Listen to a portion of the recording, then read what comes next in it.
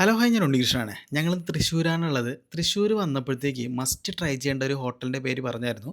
Sapphire എന്നാണ്. ഇവിടുത്തെ non veg ഡിഷസൊക്കെ നല്ല ടേസ്റ്റ് ഉണ്ടെന്ന് പറഞ്ഞു. അപ്പോൾ റെയിൽവേ സ്റ്റേഷൻ്റെ തൊട്ടടുത്തായിട്ടാണ് ഈ സഫയർ ഹോട്ടലുള്ളത്.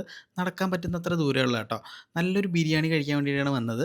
അകത്ത് കയറി ഞങ്ങൾ AC റെസ്റ്റോറൻറ്റിലാണ് കയറിയത് കേട്ടോ. ഒരുപാട് ഐറ്റംസ് അവരിവിടെ സെർവ് ചെയ്യുന്നുണ്ട്. വെജ് ആയിരുന്നാലും നോൺ വെജ് ആയിരുന്നാലും മീൽസും അവൈലബിൾ ആണ് ഉച്ചയ്ക്ക് വന്നു കഴിഞ്ഞാൽ.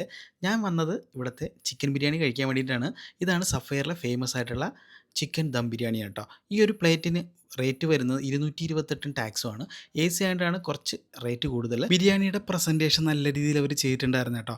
ബിരിയാണി കൊണ്ടുവന്നപ്പോഴത്തേന് ആ ഒരു മസാലയുടെ മണം കൂടെ നല്ലപോലെ ഫീൽ ചെയ്തു. റൈസ് നല്ലപോലെ ചെയ്തിട്ടുണ്ട്. കൈമ റൈസാണ് ചെയ്തിട്ടുള്ളത്. ബിരിയാണിയിൽ അത്യാവശ്യം വലിപ്പമുള്ള 2 ചിക്കൻ്റെ പീസ് ഉണ്ടായിരുന്നു.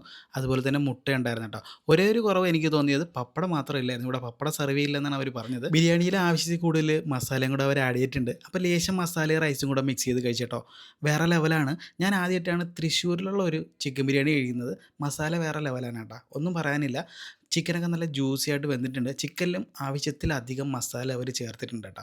അതുകൊണ്ട് തന്നെ ചിക്കനും നമുക്ക് ആ ഒരു ഫ്ലേവർ കിട്ടുന്നുണ്ട്. 228 രൂപയ്ക്ക് ഈ ഒരു ചിക്കൻ ബിരിയാണി വർത്താണെന്ന് ചോദിച്ചു കഴിഞ്ഞാൽ എൻ്റെ അഭിപ്രായം വർത്തന്നാണ്. നല്ല ക്വാളിറ്റിയും ക്വാണ്ടിറ്റിയും അവർ മെയിൻറ്റെയിൻ ചെയ്യുന്നുണ്ട്. നല്ല സർവീസും കൂടെയാണ് കേട്ടോ. അപ്പോൾ നിങ്ങൾ തൃശ്ശൂർ വരികയാണെങ്കിൽ റെയിൽവേ സ്റ്റേഷന് അടുത്തുള്ള സഫയർ ഹോട്ടലിലെ ചിക്കൻ ബിരിയാണി ജസ്റ്റ് ഒന്ന് കഴിച്ചു നോക്കുക. എന്നിട്ട് കമൻറ്റ് ചെയ്യണം. 228 ടാക്സ് ആണ് കേട്ടോ റേറ്റ് വരുന്നത്.